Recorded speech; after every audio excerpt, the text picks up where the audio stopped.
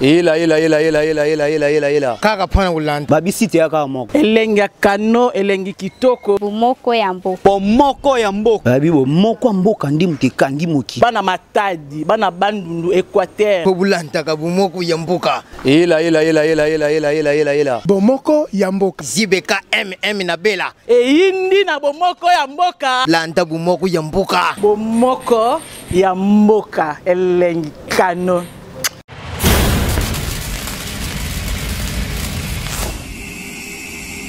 Bonjour et bonsoir, surtout à Bomoko Mboka TV. Merci la confiance sur Bopé Sarabiso, Naba Air Nabino Bopé Sarabiso, Air Roland Arabiso Tangono surtout. Et Ango Tokori Kozanga Koremek Sarabinote. Donc, tu sais, on a nos s'abonner, on compte Nabiso sur les réseaux sociaux comme YouTube, comme Facebook, na page Nabiso. Bon s'abonner massivement et gratuitement. Pour que beaucoup de émission Nabiso tant que vous avez déjà abonné, vous avez besoin de message par rapport à la cloche et à la notification sur YouTube. Les autres Jambi Bandeko Nabiso vous découvrir tout à l'heure. Toujours une visite surprise dans le plateau Nabiso Bomoko Mboka. Donc, yango vous découvrir Nabino tout à l'heure.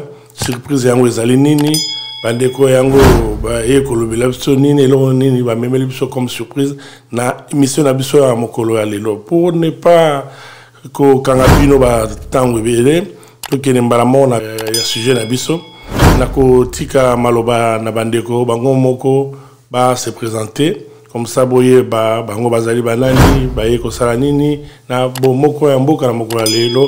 Donc nango sans plus tarder papa et maman, Toyo Kabino, et puis à vous la parole. Merci pour la parole. Je vous avez ma cadre à ses copies. On a combo papa Maëlle Moro. Maï comme maman Esther Kabidi. Ok. Alors, tu as une visite spéciale. Vous allez être pour annoncer la cérémonie, il y a une inauguration officielle, il y a société Nabiso Salama semaine prochaine. Ok, vous voyez pour la inauguration officielle, il y a société Labino. Société Labino, ils allaient ni comme on a ni. Société comme on a c'est copié la ici société d'experts en construction et prévention d'incendie. Pourquoi seulement Bobaxi expression expert? Voilà, expert dans le sens que les accords réunir bateau dans la connaissance macasse dans le domaine de la construction. Et quand on a la construction, les accords de construction, dans la construction, les des partenaires besoin de la carte les concepteurs et projet basali, les maçons basali, tout ce qui est pour gérer dans la carte de construction. Notre bien expert moto déjà dans l'expertise. Notre bien que bazar, les ni expert au basangani de basali société. Qui est derrière la Secopie? Voilà. Derrière la Secopie, ils allaient na boss Nabiso, comme on a pasteur, ingénieur, John Kabidouidi. Il y a une mécanicien pour ça, la société Oyo, la Secopie. Et la société, ils ont fonctionné pour le moment? Société, pour le moment, ils ont fonctionné dans RDC Kinshasa. Mais pourquoi la société fonctionne à Kinshasa? Mais l'inauguration s'est faite en Suède. Voilà, une bonne question. Puisque, en mois d'août, il fallait un boss à Kinshasa pour organiser une sortie officielle, une inauguration officielle. Mais c'est la même que la pandémie, la Covid, c'est qui est moyen qu'il y ait. Et dans l'entretemps, déjà, la société, ils ont déjà un projet va marcher pour nous. Tout ça, l'inauguration, plus tous les là. Puis tu rates le marché autre, tu as déjà construit. C'est moi qui tu décidé que l'inauguration officielle est déjà en Suède. Entre temps, on a déjà dans la carte, il y a Msala déjà. Si on a vendu bien, ils allaient par rapport à soutenir Msala et Mboka. C'est évidemment, puis c'est ton débat qui appelle il y a président de la République, biso toke na ba CVT. OK. Biso toke na misala. Ah donc bino OK ko luka misala te. Et OK inde ko pesa misala. C'est différent na obakene na ba CV. Ah OK. Biso toke na misala pour la lutter contre le chômage na RDC. OK, donc on a un niveau na biso na chômage pour to ya chômage na mboka na biso ya kokita. C'est OK, par rapport à tous on a la place d'inauguration et Senge Salama et ba invité na bino eza banani et puis cérémonie ngo le kandeni. Wana maman na PC maloba. Bon, ba invité na biso to ba invité à différentes associations pour eza na mboka souhaite. Toza premièrement na délégation ambassade na biso ya Congo et vous allez pe mkolwana ya inauguration. Toza pe na Congo moko baza pe na délégation na bango ko se présenter wana. Toza pe na Bopeto Sweden, toza na Okapi finance, bon toza na moi ba délégation ebelo o ezalaka o baza na ba association na bon na Suède bakoya pe jour wana ya inauguration.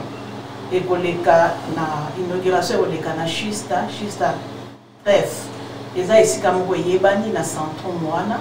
Mais ce que tous on a côté ba invité donc par rapport à ba invité au Bolobi et na yoki organisation otangi ba kombo wana et za organisation ya ba Suédois be ba ndeko na biso ka ba Congolais o baza na biso na communauté awa bazo meka kosala mwa ba makambo kembike na part na bango.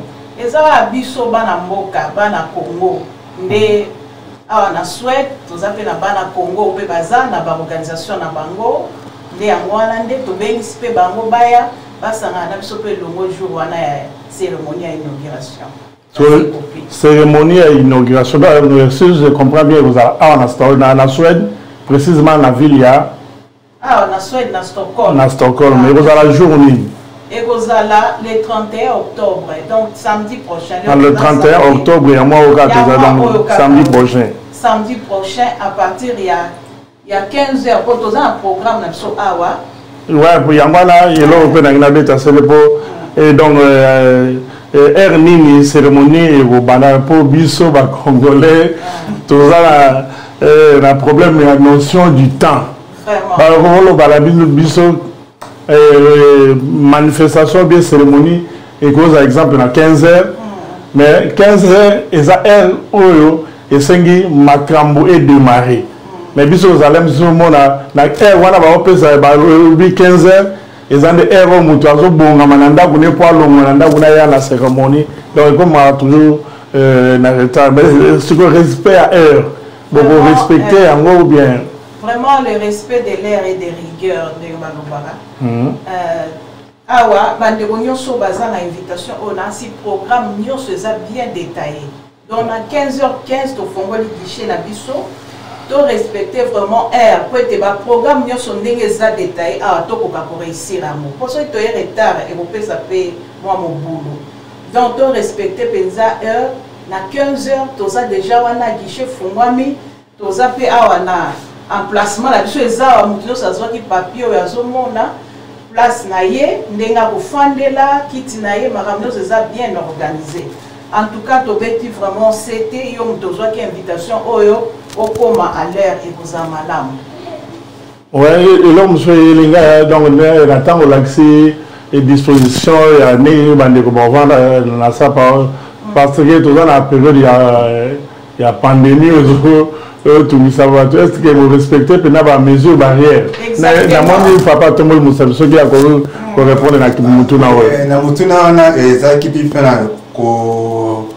apaiser batu mingi puisque na manifestation mingi baki na posa baya mais compte tenu de la pandémie les places limitées aller to sengi na batu ba jouer invitation oyo il est temps maintenant ba se prononcer ba confirmer présence na bango ceux qui baroya ça va ceux qui baroya te et c'est un peu biso au bas de la liste des réserves ba so ba place na bango wana et ça c'est très important puisque mingi ba ko boya te pour na place pour na à cause de la pandémie. Et ça, une question, oui, de respecter une distanciation de Balibiwana, qui n'a pas manqué dans deux personnes, et toujours été puisque il fallait attendre 3 ceux qui nous allaient quitter, mais Mingi, il y a beaucoup d'appelés PDL. Donc il y a des bandes mais dans l'entretien il y a les mêmes jours où on a cérémonie en direct na Momo digital et vous allez en direct Bombo Amboka. Donc il permettre peut-être donc par rapport à la pandémie moi tout de sa saleté donc tout respecter la mesure barrière nous avons la possibilité il y a peut-être dans téléphone dans smartphone dans ordinateur partout dans le monde il y a au bazar en Congo il y a au bazar en Europe partout donc Rolanda émission et cérémonie en direct na Bombo Amboka. Ouais. OK.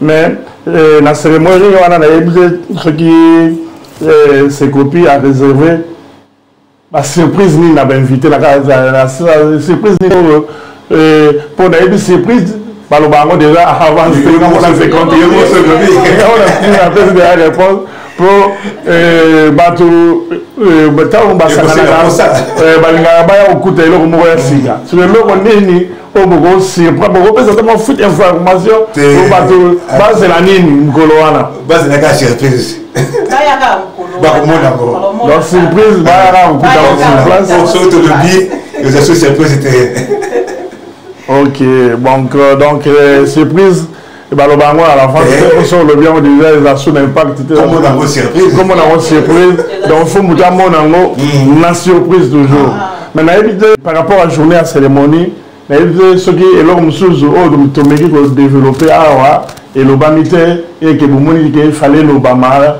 l'homme sous la tunité ce bogo baksa si vous avez quelque chose à ajouter. Mais maman ou papa donc par rapport il y a cérémonie et puis par rapport à ses copies ce qui les sur le Cameroun a ça ne retourne à bino on est toujours sur là beaucoup ko bakisa toujours non bakisa par rapport à ses copies ça par rapport à l'organisation bien sûr alors par rapport à ses copies quand on passe ses copies il y a une société d'experts en construction et prévention des incendies dans la bêta c'était pour la prévention des incendies. Dans le Congo, service de prévention des incendies Zalakate. Il y a une moto pelée, des services d'incendie moto. Mais avec ces copies, tu as tout ça là que moto pelate. Donc, pour limiter les dégâts. Pour limiter les dégâts, moto pelate. Tout le monde au fandi avant moto pelate, déjà au scribe au niveau de signal. On a la technologie au Asika. Tout le monde na Congo. Moto pelate puisque se copie à ça prévoir la construction naie moto pelate. Ouais mais par rapport à l'idée on est tout le besoin à Sika ou Memi yango na mboka na biso est-ce que vous êtes sûr que concurrence est vous avez bino mo bandi masolo et ko prévenir battu na danger à incendie ou bien en tout cas jusqu'à preuve du contraire na kaso za biso moko. OK. Pourquoi? Puisqu'il avait une société américaine qui n'a pas ça pour espère à charger il y a incendie dans le pays parce qu'il nous toutait va tenir pas pasteur ingénieur. OK. Tenir bon pas pasteur ingénieur. Donc ceux dans la nuit déjà dans un monde qui na sima na bino américain ne mba vandi kuna. Non, américain va découvrir sima. OK. Américain va tenir makambo na bango. Baluka na cause koyeba connaît la connaissance par rapport à incendie batamboli ko ba bangi to moni mututé et ba renvoyer sikoyo na ses copies. OK. Ba merki ba sur contact na ses copies. Maintenant il y a de négociation ba ça puis c'est ba ko tonga pe na Congo kuna ba américain. Ba tonga na Congo. Mais bon, il y a des gens qui ont été là, moni mutute ba yo mona passer John sur ba rozi ba yo maele te wana après ba deka ça là bon fini mai à citron et tu dis pour ça pas ba boaki ba ya ko boaka été lobby tete ba ko ça monter parce que les sociétés eza na Congo précisément na Kinshasa la capitale les sociétés ya bana mboka donc il y a biso ba congolais moko kati na biso ndi asali société oyo quel que soit mutu soit yé pour ça la na biso mais o eza ya biso ya mboka tokotika te totika passage te bayiba biso te yango ape na zoloba ke bana poto partout bisika nyonso tozali ndeko na bino congolais asali société pour la construction boya na ba marché topesaka ba marché na ba chinois te na ba paya te bato soki banani te mais oya biso moko ya kati ya ndako yango pe efungwami esi ebandi déjà na yebi na culture na biso eza na yebi so eza culture ou bien bakambo esalamaka na communauté na biso moninga soki aza na initiative ya malamu tozalaka na difficulté ya kosoutenir moninga wana po akende liboso est ce que bino bokoéchappe na mesure wana tokoéchappe pourquoi kaka na baeve tokosala wana tokoéchappe puisque eza innovation tozosala ezoloka sika na Congo alors yo mwana poto otindi mbongo batongeli ndako eziki obenga pompier ekozala pasi na pasi ke otongisi ndako wana ekozwa susu occasion ya kozika te puis tozoprévoir déjà alors une chose nanga bakisa na ces copies pour sa innovation tant au PC marché na yo la sika ces copies terrain c'est pour que ça fongola. Ok, donc bino mo na ba architecte makamunion donc bino c'est copies pour ça fongola maintenant yo que ça clair la main ça bon ndako no poser yango esili et à part ça ce copier on va peu temps ya ko zalana ya contrôle ya ndako na pour un longtemps. Regarde le but pour la vision de ces alliés, innovation, durabilité et les normes, il y a technologie à ce coup. Donc ceux dans la nique au Banabilo, nous avons besoin d'assurance à Moussala, il y a confiance à Moussala pour s'engager dans ceux qui m'ont connu Zambo, après ça, ils ont peut-être des projets, il y a 100 jours, mais si récité, il y a dans la qui a le pays qui est ici, dans l'avenir Mabélé et Boukana. Et pourtant, ceux qui se copient, on a ça, c'est l'étude de Mabélé. Mais beaucoup ont fait contact et l'homme ils ont autre tard. C'est raison pour laquelle tout celles qui ont sali activité, tout ça qui ambassade délégation ambassadeur et moi ça bouche autorisé pour na ba konza pour na biso. OK. Donc on a été maman ceux qui ozana ilo amsu sengela go au bakisana mukolo ya lelo et le vamité donc malobézé pana ou bien ceux qui malobésili bambote na ba famille donc story était comme ça au bakisalité quoi wana ko ke na ba na ko bakisezara ke ba dégonyo surtout ba joie d'invitation toya toza dessus qui na on va respecter heure to respecter heure toya vraiment à temps cérémonie pour les kamalamu bino moko boko sepela pe boko linga sekopi lisusu mingi donc yo kozana posa ndaku na yo sekopi nde tongango parce que na sekopi c'est la qualité la différence donc toutes des bonnes choses dans la sekopi. Bon papa soki liloba soki ya limo bambote donc voilà la raison que c'est pas tout ça là papa maloba sur les kambo soki ekozala au bakisa les kambo soki na betaka c'était na diaspora na biso au mokemo bimba baba ke société moko ya sika efomami na konkumu nango c'est copie au PC projet na yo c'est comme peso ka fongola musala esili surtout to beta c'était pona prévention incendie c'est que pas ali pona alingate kinda kunezika papa nakato malobate ozoka ka place wana o sekopi e bolingate nda kunezika so na landi ndenge to solo ya don ndeti ngai so ki na besoin naza na ndaku na ngana Congo c'est seul kaka naza na terrain na ngai naza na terrain na ce truc donc na se tracasser de yo da luka ba architecte ba maçon so de na ye kaka na projet na donc na ye ko livrer des parcelles na ngai terrain na ngai na sekopi na ba besoin ka fungo yo ka opesi ka pour santé da no yo nyeza na expliquer et si c'est que pour ça la nuance. D'ailleurs, c'est la raison pour laquelle Babengi a la société des experts. Parce que nous avons un département, nous avons besoin de Kingandi, il y a un maçon, un architecte, il y a un marché, nous avons ces copies. Ces copies, nous avons des informations, nous avons papa est digital. Donc la même famille visite na mboka na biso na ndako na biso donc tozuka fungo la to fungo ndako tout et nous sommes à la carte Au fin du mois, problème nanda pour bien ses copies. Ce copie est à Bongisi. Ok. Ils appellent l'assurance, c'est copies. Ils appellent l'assurance, c'est assurance n'a pas pesé, mais ils ont dépendre de la grandeur yanda kunayo, qualité yanda kunayo, tout ça. Donc, ce que vous voulez dire, d'un côté assurance, dans vos arts, peut avoir contact dans la société assurance, ou le monde qui va travailler dans le malam, ou bien, côté on a besoin de. Oui, il faut toujours que vous ayez contact dans la assurance. Ceux qui ont dit que ces copies, ces copies assurance, ces alliés, on sait que tout ça fait na bateau assurance. Donc, papa, comment compter parce que la Katakio? Je pense que c'est le cas dans un système pour la diaspora, les Congolais, tant que les Congolais à ces locaux, au lieu de matériel pour dans une et Koufa.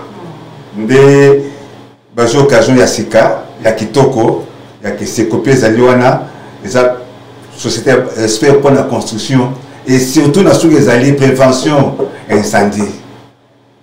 Donc avec la sécopie, le banda kuba et la société et banda sous kozikate. Et surtout dans la norme actuelle de la technologie. La technologie. Dans le lingozika, l'arme est bêtise.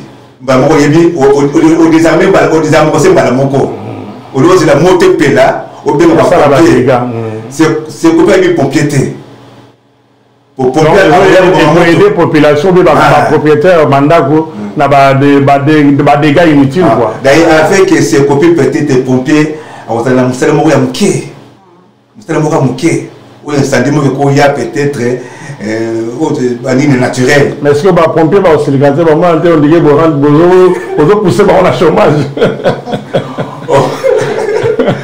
Peut-être des complémentarités. Ouais, c'est ça.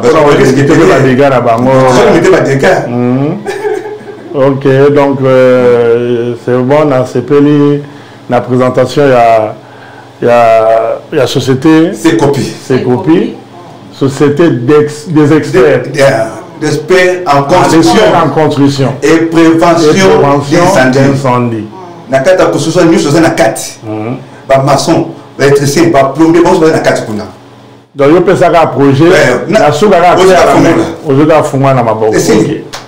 donc, bandeko balandi binomo bolandi nenge tolito solana bandeko awa. Donc, ces copies azos de la bino maboko ya kofungwama. Boya na ba projet ya ba construction na banda kuna bino ya ba société na bino na Congo. Donc, beaucoup regretté. Peut ça confiance na moi na mboka. Mon amboka a eu pas sinayo, bon se confier dans ses copies et puis bon mon projet na binom et vous connaissez toujours de l'avant. Et puis maman papa ceux qui vous ont moi ba dédicace moi ba mbote na famille ici ka bazola na bino ceux qui vous regroupez ça ba mata ba sollicitation avant au Kabana. Na pesi mbote na bandeko nyonso ya famille na Kinshasa kuna bandeko mosusu baza na Mbujimai na pesi bango mbote na pesi mbote na bamambre nyonso ya église les ambassadeurs na Mbujimai na Kinshasa awa na Stockholm na pesi mbote na baninga bani nyonso connaissance vraiment nzambe ya pambola bino. Merci. Ok papa ozana bandeko pesa ngai na masolo sala mbote mais na pesa ka mbote na famille Mayele. Ok na Kinshasa est-ce nous se basaler parce que mbote. Ok, merci pour Alandi Yabomoka Amboka. Restez toujours branchés dans le site Nabino, la chaîne Nabino Bolingami Yabomoka Amboka. Et puis rendez-vous pour le moment, les samedi prochain, pour le 31 octobre à 15h. En tout cas, les photos respectez pour ma caméra surtout et les cas selon les programmer les cérémonies.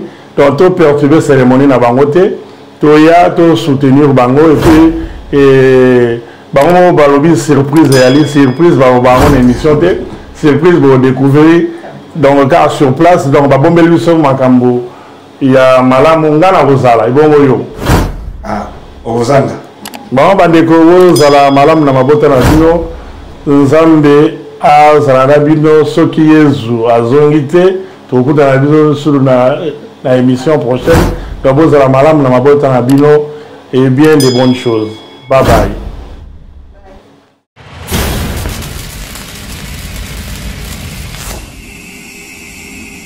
Ila. Kaka pana ulanta. Babisiti ya kaka moko. Elengi ya kano, elengi kitoko. Bomoko ya mboka. Bomoko ya mboka. Babi bomoko ya mboka ndi mutekangi moki. Bana matadi, bana bandundu Equateur. Pobulanta ka bomoko ya mboka. Ila. Bomoko ya mboka. ZBK na Bela. Eyindi na bomoko ya mboka. Lanta bomoko ya mboka. Bomoko ya mboka, elengi kano.